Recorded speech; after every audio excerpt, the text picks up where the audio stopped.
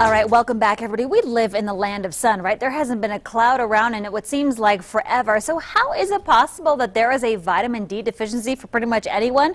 Well, it happens. Laura McGinley from the Western Bariatric Institute joining me now to talk a little bit about that live on Google+. Lori, thanks for being with us. I can't even understand it. You're saying people are simply not getting enough vitamin D, right? Where do we get it from? Isn't it the sun? Well, we do get it from the sun, but there's a lot of factors that come into play with why we are deficient. It's great that we're all wearing sunscreen, but it does block our body's ability by about 90% to synthesize the vitamin D from the sun. And then also living at higher altitudes has an impact. We don't process it as well. Obesity is linked with vitamin D deficiencies because there's a theory that our bodies sequester the vitamin D in our cells, and it's kind of like held hostage and not free to go where it's needed. As we age, our skin gets thinner, and we don't have the ability, or our ability kind of breaks down a little with that.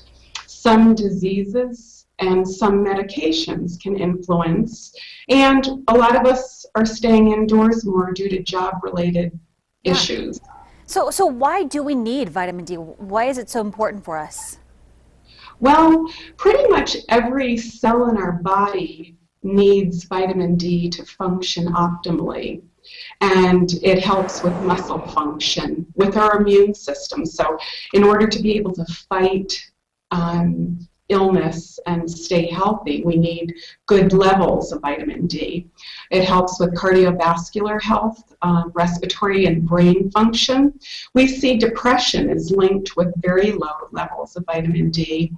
And in my patients, so this is why it's especially interesting, I work with obese patients, and a lot of them develop type 2 diabetes. It has been shown in a recent study that if someone is deficient in vitamin D and they're becoming insulin resistant, it can be enough to push them into type 2 diabetes. So it's pretty significant. How can I make sure that I'm getting enough vitamin D? What can I do to make sure I'm getting everything I need?